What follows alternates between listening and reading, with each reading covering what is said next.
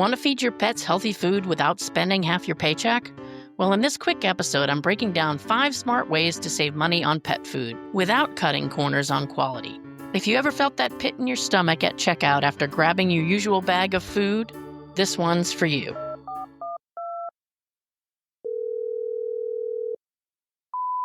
You've reached the Pet Parent Hotline, your lifeline to practical solutions for your toughest pet parenting challenges. I'm your host, Amy Castro, and I'm here to help you cut through the noise and turn expert advice into step-by-step strategies so you can stop chasing your tail and start enjoying life with pets again.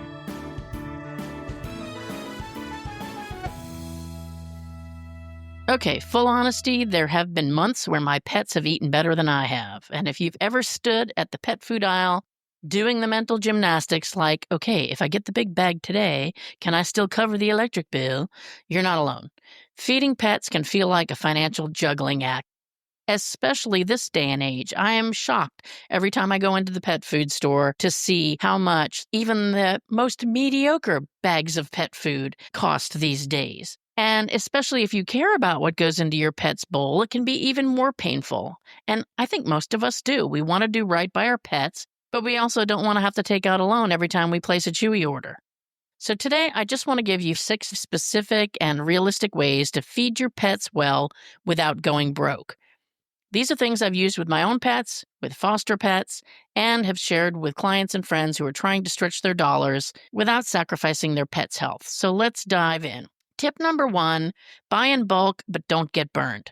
So I have done this many times. I get in trouble with my daughter all the time for things that get thrown away because Amy Castro decided that it was better to buy more. I got in trouble this morning and got Facebook shamed for a rotting black banana that was hanging in my kitchen, and I had wanted to buy like 5 or 6 bananas, but she knows half of them end up going bad.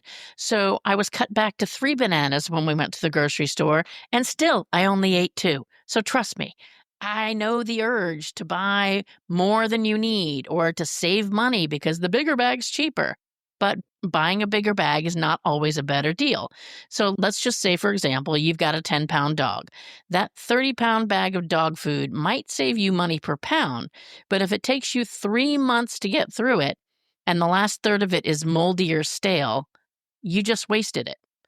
And that's basically like probably tossing a $20 bill in the trash can because that 30-pound bag of food probably cost you about $60. Instead, think strategically.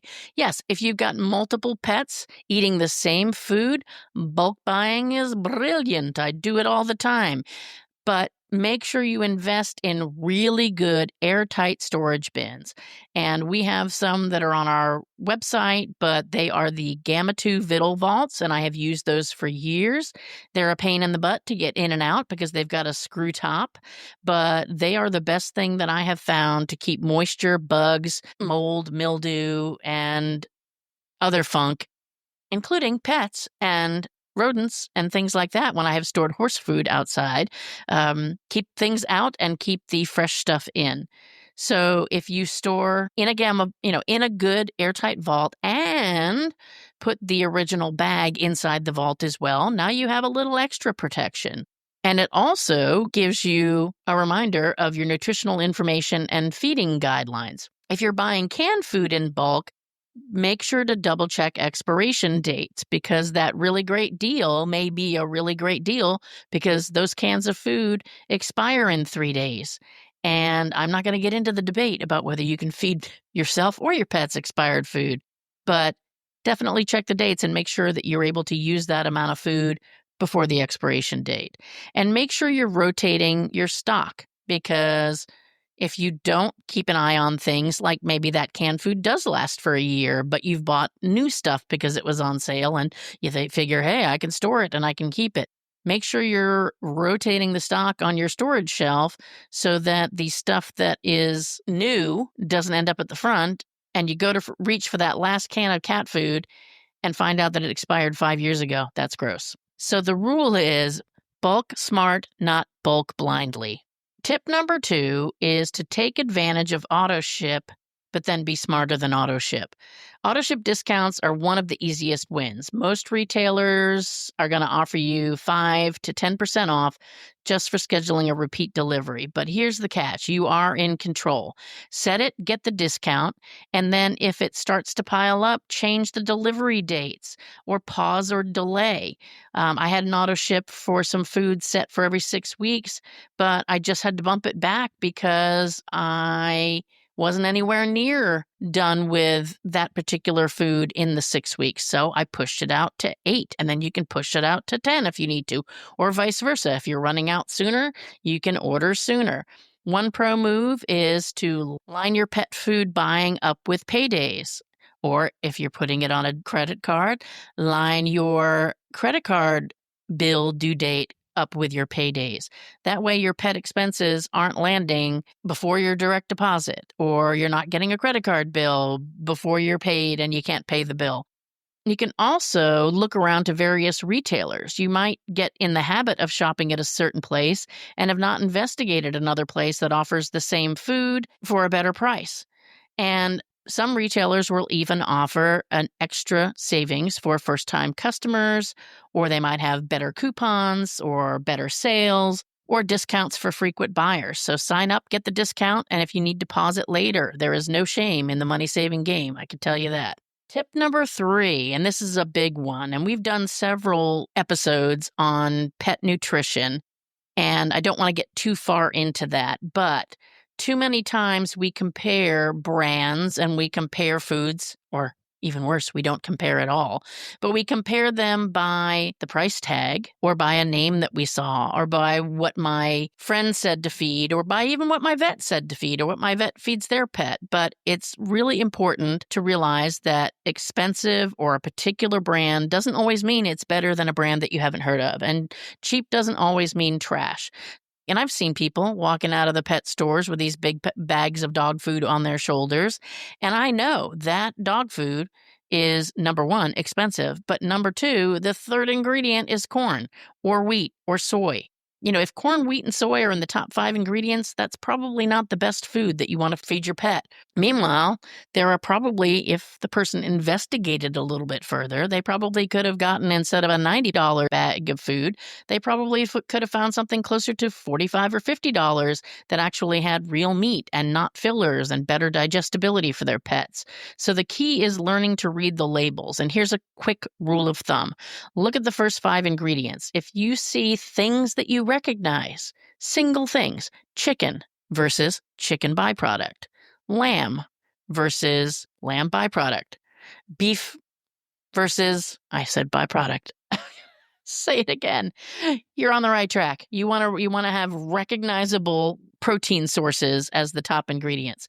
If it just says something like I said, byproduct or meat meal, beef meal, any of those things are kind of like mystery meat, and you don't want to know where that came from because a lot of things can be labeled byproduct that you probably wouldn't want to feed your pet or certainly pay lots of money for.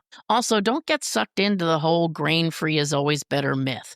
For many dogs, whole grains are totally fine, and sometimes they're even beneficial. What's not fine is paying a premium for a food that's mostly pea starch and marketing magic.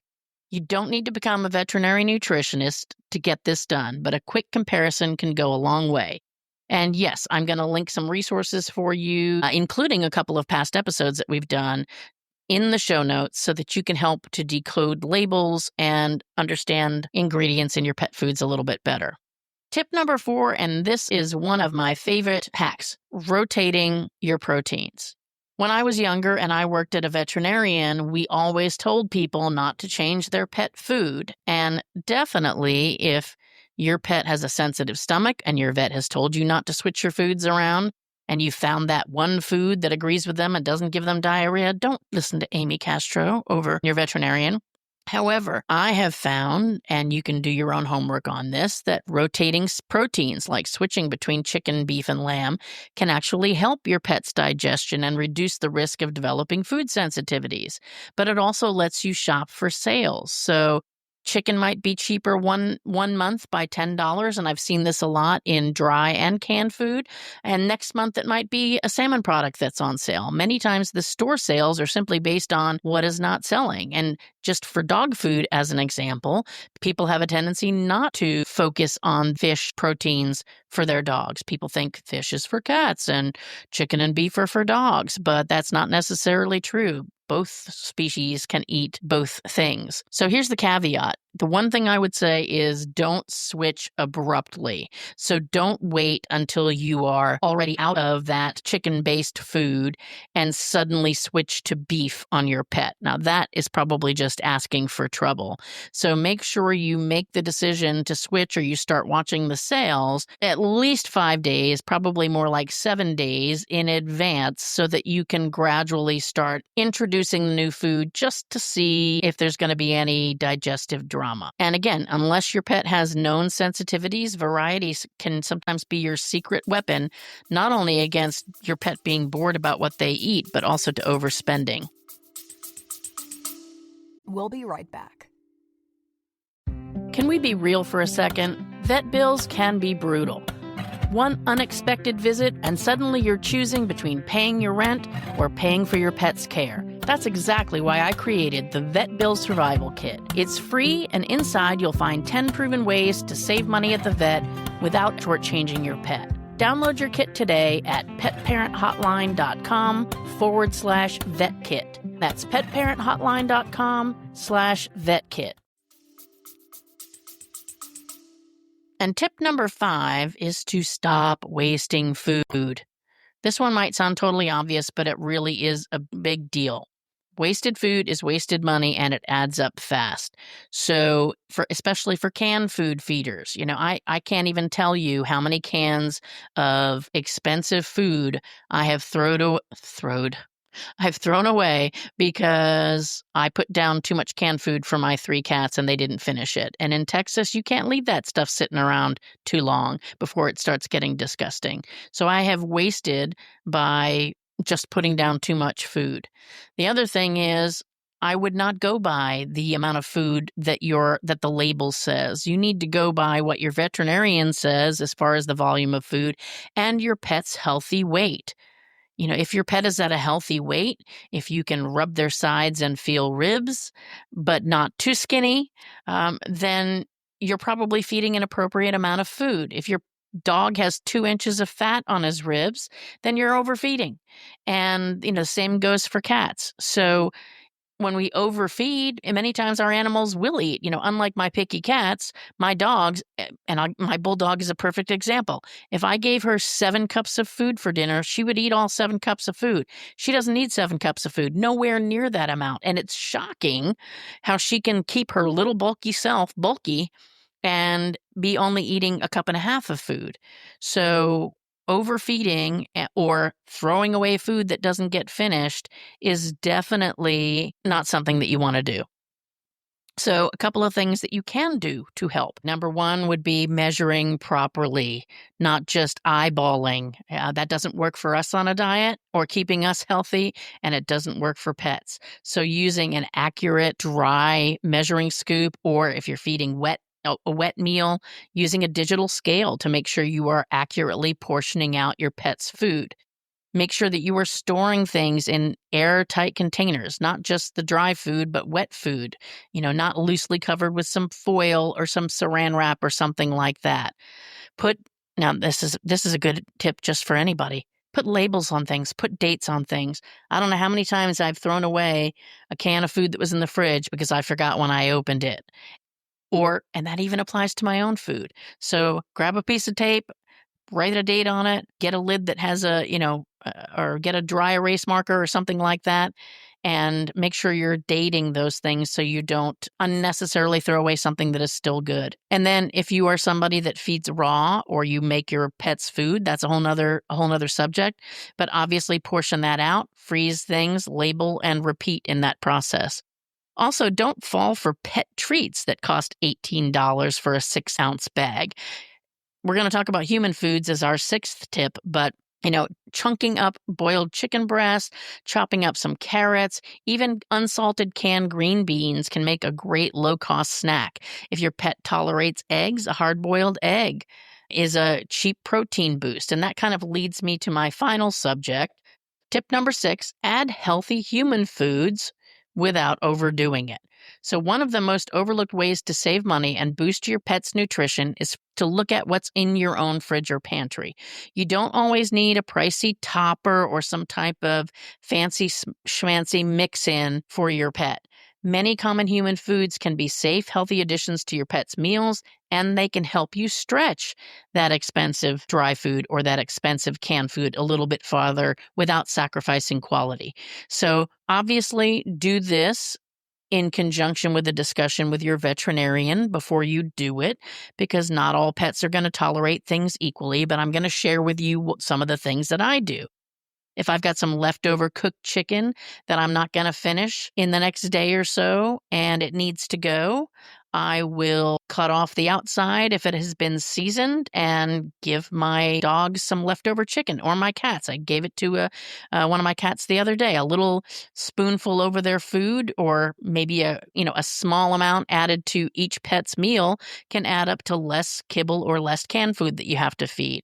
A spoonful of salt-free green beans or plain canned pumpkin not only adds fiber, but it bulks up the food. And those kinds of things, especially the green beans, unsalted green beans can be a great way to make your pet feel full, especially if you've got a pet that needs to lose a little weight, to feel full and feel like they've had a large meal, but also cut back on the actual dog food that you're giving them. So whether it's a dieting standpoint or trying to save a little bit, as long as your pet is maintaining a safe and healthy weight, you're good to substitute some of those things. I mentioned the hard-boiled egg, giving them a hard-boiled egg sliced up, a half of an egg, a quarter of an egg, whatever it might be. It's protein, vitamins, a little bit excitement, something new that smells good, and it's all for very little money. But again, you want to make sure that you are smart about doing this. Obviously, talk to your veterinarian. Research any food item, any human food item before you give it to your dog or your cat or any of your pets.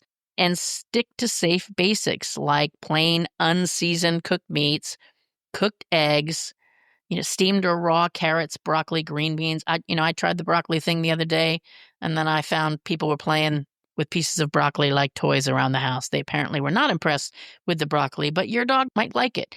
Canned pumpkin is a great addition to a pet's food.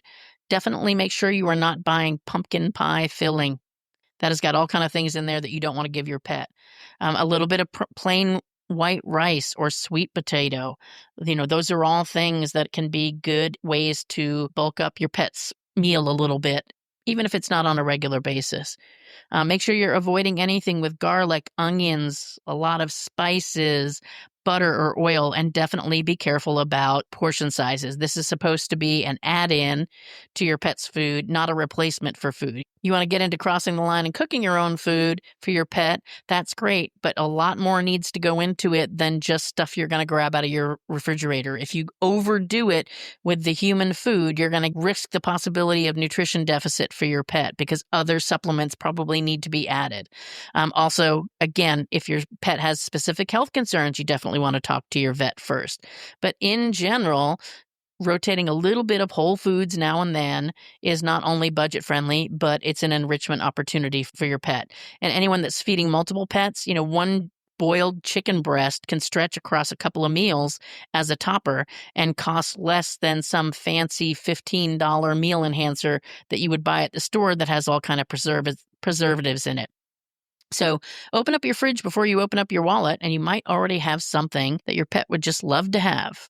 So if you found yourself nodding along or taking mental notes, go ahead and hit follow and leave a quick review for us, and share this episode with somebody else who might want to do right by their pet without maxing out their credit card every time they buy a bag or a can of food. These little tweaks can make a huge difference over time, especially if you're feeding multiple pets. And hey, I want to hear from you. So let us know what's your favorite food hack that saves money but still keeps your pets happy and healthy. Post it, tag me, or shoot me an email using the link in the show notes. Feeding your pets doesn't have to feel like a financial burden. It just takes a little strategy and maybe a few airtight containers. Thanks for listening to the Pet Parent Hotline.